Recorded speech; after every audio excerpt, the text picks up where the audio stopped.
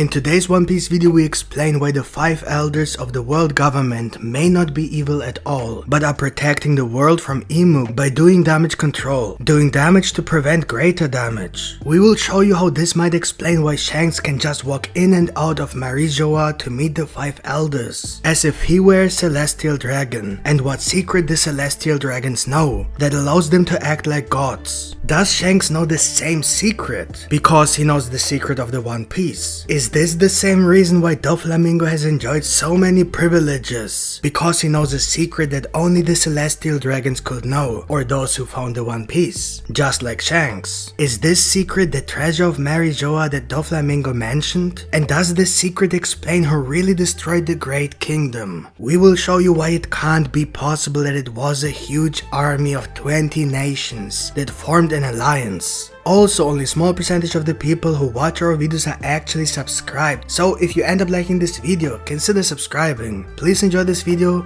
Let's go!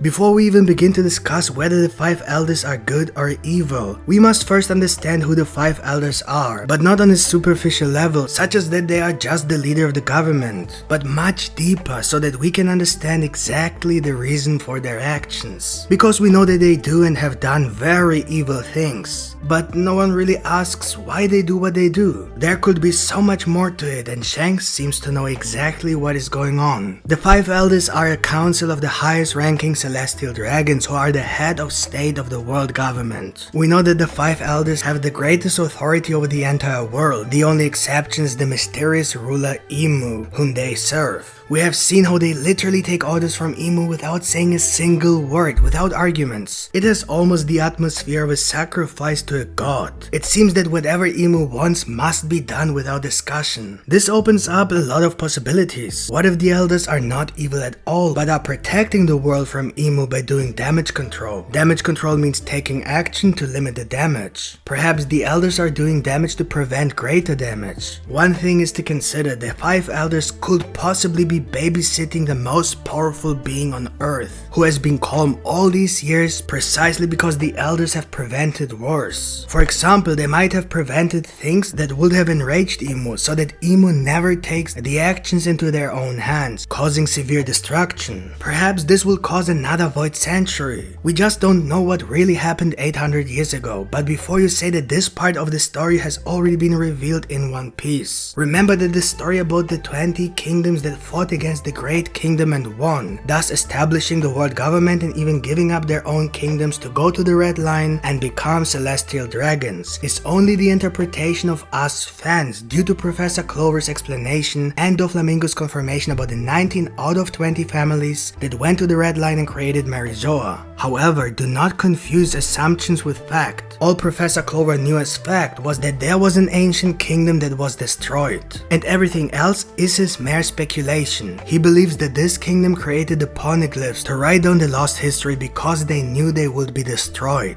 And because of that, they must have had an enemy, and since coincidentally at the same time, at the end of the Void Century, the world government was established by all the royal nations, they must be that one enemy who destroyed the Great Kingdom with an alliance. If the 20 kingdoms really formed an alliance to destroy the Great Kingdom that is literally described as powerful, gigantic and technologically advanced, and that most likely also created the ancient weapons, then how did this alliance manage to destroy that kingdom without anyone noticing? So the 20 kingdoms literally had nothing but an army of millions. If millions of people left millions of families in 20 different kingdoms to go to a huge war against the Great Kingdom, then there will be several million people who will know about this war and also about this kingdom, especially the soldiers. But this is not the case in the present time. No one knows about the Great Kingdom. If the existence and destruction of this Great Kingdom were such a secret, they would not have attacked with an army of millions, although this number would certainly be necessary to be able to defeat this powerful opponent. And if it was made a secret only afterwards, then it was nevertheless already millions of people who attacked the Great Kingdom and thus already knew of its existence. Even if we assume that this is really the case, then the world government must have killed every single soldier, which in turn would make the whole world extremely suspicious, since all of them would have lost their family members at the same time, and therefore the world government will then have to have killed every single living being in these kingdoms. Impossible for the Void Century to make any sense at all. No large army could have been involved in the destruction of the Great Kingdom, because no one even knows the kingdom, unless they got all their memories erased. But if that's possible, they could just do it again, and there would be no fear of the truth coming out. So that can't be the case either.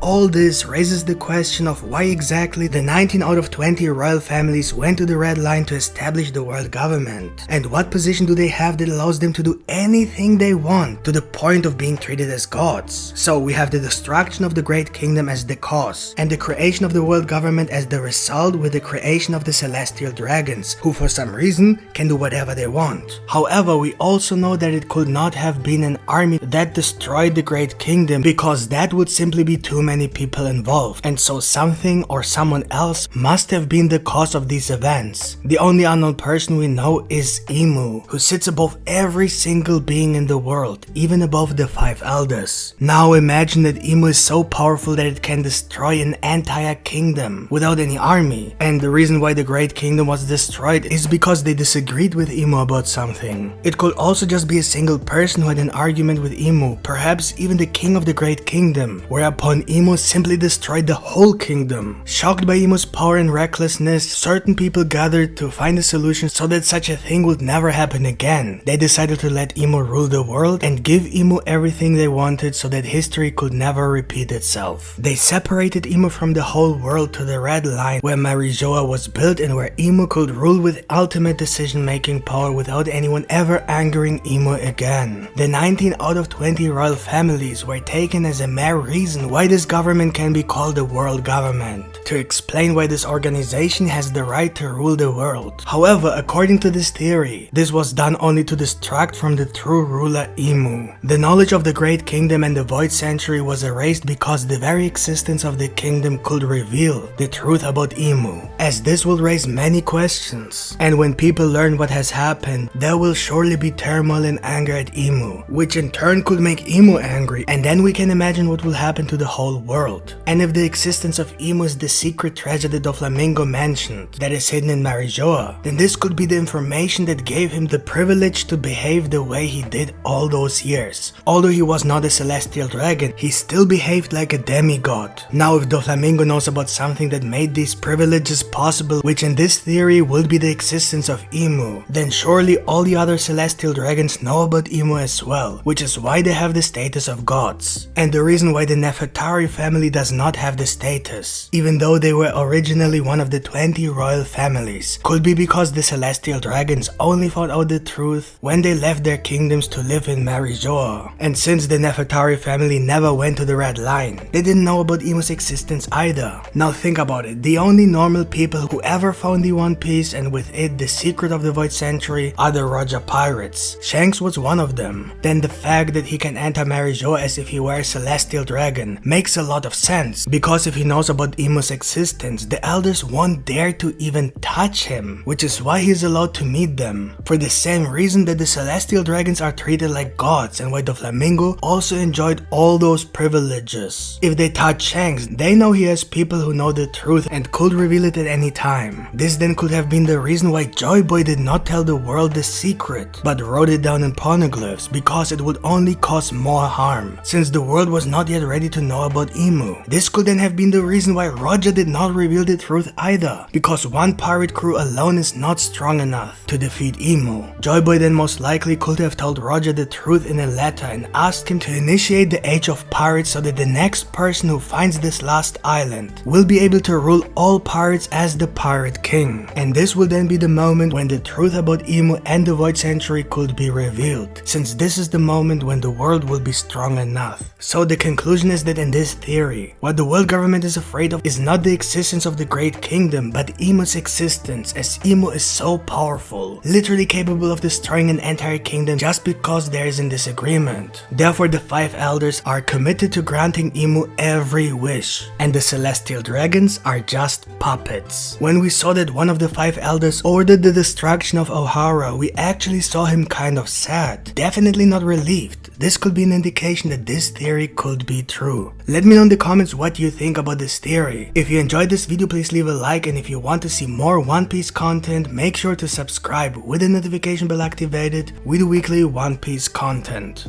And make sure to check the theory from last week. Thank you for watching and see you next time. Bye.